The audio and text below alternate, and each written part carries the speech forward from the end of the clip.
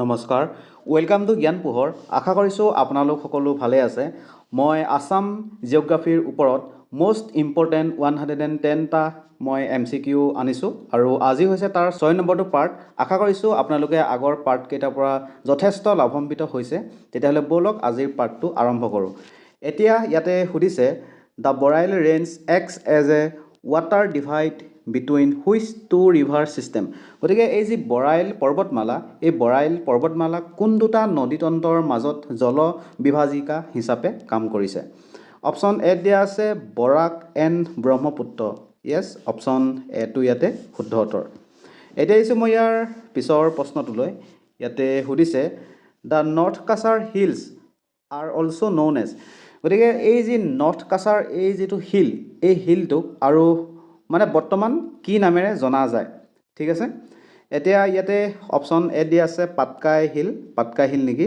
Patkai hill নহয় option B দিয়া আছে কাৰ্বি প্লেটু নহয় অপশ্যন চি দিয়া আছে ডিমা হাছাও য়েছ আমাৰ যি নৰ্থ কাছাৰ হিল এই হিলটোক বৰ্তমান ডিমা হাছাও নামেৰে জনা যায় আৰু এই যি ডিমা হাছাও হেডকোৱাৰ্টাৰটো ক'ত আছে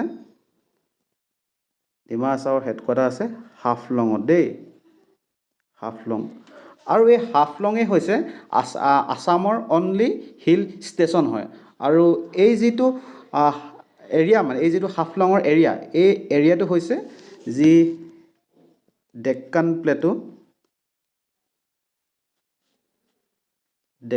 প্লেটুৰ এটা পাৰ্ট হয় দেই এতিয়া আহিছোঁ মই ইয়াৰ পিছৰ প্ৰশ্নটোলৈ কুৱেশ্যন নম্বৰ 53 ইয়াতে সুধিছে which part of Assam receives the least amount of rainfall গতিকে অসমৰ কোনটো অংশত আটাইতকৈ কম পৰিমাণে বৰষুণ দেখা পোৱা যায় অপশ্যন এ দিয়া আছে লংকা লামডিং এৰিয়া নেকি য়েছ অপশ্যন এটো ইয়াতে শুদ্ধ হয় ইয়াতে বহুত কম পৰিমাণে বৰষুণ হোৱা দেখা যায় বাকী এইখিনিতে এটা কথা মই জনাই থওঁ যদি আপুনি 2026 বৰ্ষত বিএডৰ এণ্ট্ৰেন্সত বহিম বুলি ভাবিছে তেতিয়াহ'লে আপুনি টিচিং এপ্টিটিউডৰ এই ই বুকখন ক্ৰয় কৰিব পাৰে আৰু এইখন ক্ৰয় কৰিবলৈ হ'লে আপুনি এই ফোন নম্বৰটোত 59 ৰুপিজ জিপে' কৰিব লাগিব আৰু জিপে' কৰাৰ পিছত তাৰ যিটো ৰিচিপ্ট সেইটো এই ফোন নম্বৰটোতে আপুনি পঠাই দিব আৰু তাৰ 24 ঘণ্টাৰ ভিতৰত আপোনালোকে ই বুকখন আপোনাৰ হোৱাটছএপত লাভ কৰিব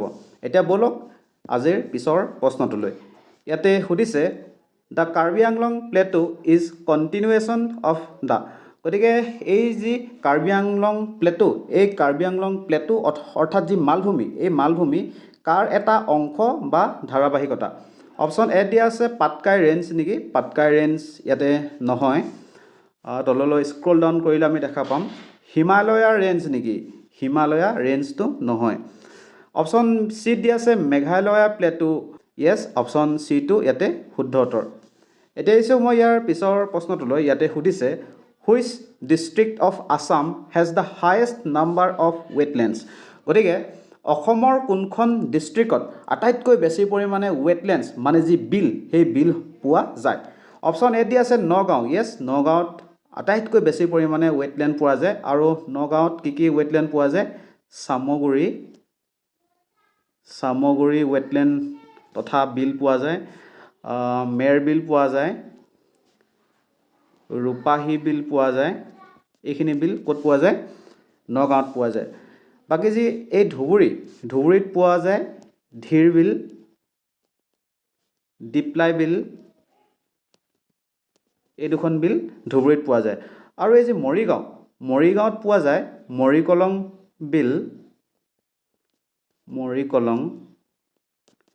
এই এম লগা এনেকৈও মনত ৰাখিব পাৰে যিহেতু মৰিগাঁৱতো এম আছে মৰিকলঙতো এম আছে যিখন চৰণ বিল এই চৰণ বিলখনো কিন্তু এই মৰিগাঁৱতে আছে দেই আৰু আমি কামৰূপৰ কথা সকলোৱে জানোৱে কামৰূপত কি আছে দীপৰ বিল আছে ঠিক আছে দীপৰ বিল আছে আৰু এই দীপৰ বিলখনেই হৈছে কিন্তু আমাৰ অসমৰ অনলি ৰামচাৰ ছাইট দেই যি এখন আমাৰ অসমত ৰামচাৰ ছাইট আছে সেইখনেই হৈছে দীপৰ বিল যিখন কামৰূপত আছে ঠিক আছে এতিয়া আহিছোঁ মই ইয়াৰ পিছৰ প্ৰশ্নটোলৈ ইয়াতে সুধিছে the Duars region is located at the foot hills of which country গতিকে দুৱাৰ অঞ্চলটো কোনখন দেশৰ পাদদেশত অৱস্থিত অপশ্যন এ দিয়া আছে চাইনা চাইনা নেকি? চাইনাটো একদমেই নহয়। অপশ্যন বিত দিয়া আছে বাংলাদেশ, বাংলাদেশ নহয়।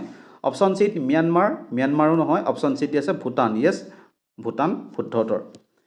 এতিয়া আহিছোঁ মই ইয়াৰ পিছৰ প্ৰশ্নটোলৈ। ইয়াতে সুধিছে the largest south bank tributary of the Brahmaputra is. গতিকে ব্ৰহ্মপুত্ৰৰ লাৰ্জেষ্ট চাউথ বেংক ট্ৰিবিউটাৰীখনৰ নাম কি? ঠিক আছে।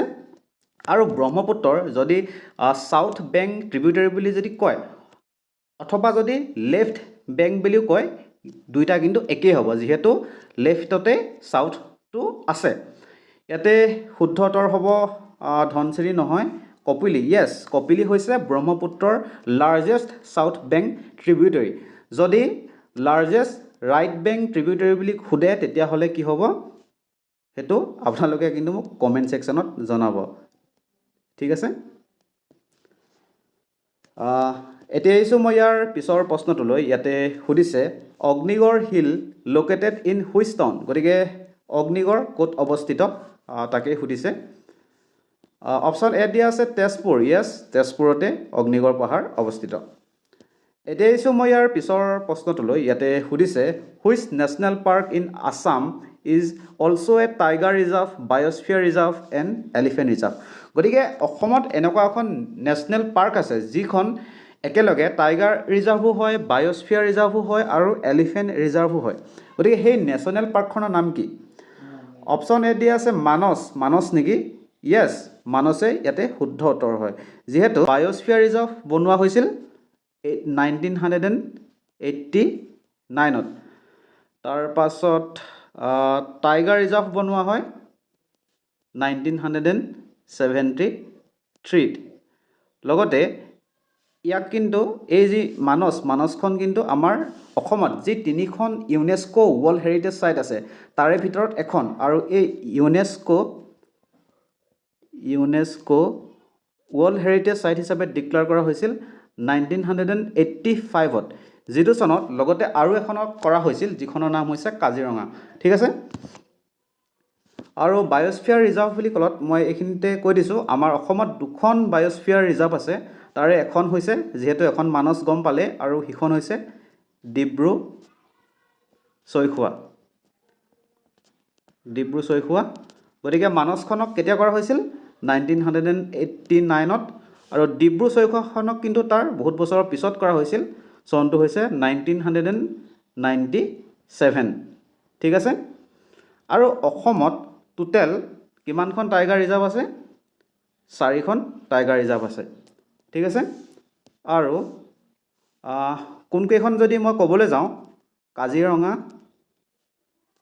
মানস, নামেৰি আৰু ওৰাং। ঠিক আছে। বাকী এই যি এলিফেণ্ট ৰিজাৰ্ভ যে দেখিছে, এই এলিফেণ্ট ৰিজাৰ্ভ আমাৰ অসমত টোটেল কিমানখন আছে? 5খন আছে। এখন হৈছে চিৰাং ৰিপু এলিফেণ্ট ৰিজাৰ্ভ, আনখন হৈছে দিহিং পাটকাই, শোণিতপুৰ, কাজিৰঙা কাৰ্বি আংলং আৰু ধনশিৰি লাংডিং এলিফেণ্ট ৰিজাৰ্ভ। গতিকে এই 5খন আমাৰ অসমত টাইগাৰ ৰিজাৰ্ভ দেখা পোৱা যায়। এতিয়া আহিছোঁ মই ইয়াৰ পিছৰ প্ৰশ্নটোলৈ তথা আজিৰ অন্তিমটো প্ৰশ্ন। ইয়াতে সুধিছে the golden লেংগুৰ is the mascot of which national park. গতিকে এই যি গল্ডেন লেংগুৰ অৰ্থাৎ সোণালী বান্দৰ আমাৰ কোনখন নেশ্যনেল পাৰ্কৰ মেস্কট হয়? অপশ্যন এ দি আছে কাজিৰঙা নেকি? নহয়। অপশ্যন বি দি আছে মানসো নহয়। অৱশ্যে আমাৰ যিখন কাজিৰঙা, কাৰণ এই কাজিৰঙাখন কিন্তু ওৱান হৰ্ণ ৰাইনোৰ কাৰণে জনা যায় দেই। লগতে ওৱান হৰ্ণ ৰাইনো। লগতে এই কাজিৰঙাখন কিন্তু আৰু এটা বস্তুৰ কাৰণে বিখ্যাত হয়, সেইটো হৈছে বিগ 5। বিগ 5 মানে হৈছে 5টা ডাঙৰ প্ৰজাতিৰ ইয়াতে কি পোৱা যায়? জীৱ জন্তু পোৱা যায়। কি পোৱা যায়? Rhino, royal Bengal tiger, Indian elephant, Asiatic wild buffalo and eastern swamp deer. বাকী আজিলৈ ইমানেই আৰু। আপোনালোকে ভিডিঅ'টো চাই কেনেকুৱা পালে কমেণ্ট ছেকশ্যনত জনাব। ভিডিঅ'টো ভাল পালে নিশ্চয় এটা লাইক কৰিব, আপোনালোকৰ বন্ধু বান্ধৱীসকলৰ লগত এটা শ্বেয়াৰ কৰি দিব, আৰু পৰৱৰ্তী সময়ত যাতে বাকী পাৰ্টকেইটা মিছ নকৰে তাৰ কাৰণে এই চেনেলটি ছাবস্ক্ৰাইব কৰি ৰাখিব। ধন্যবাদ।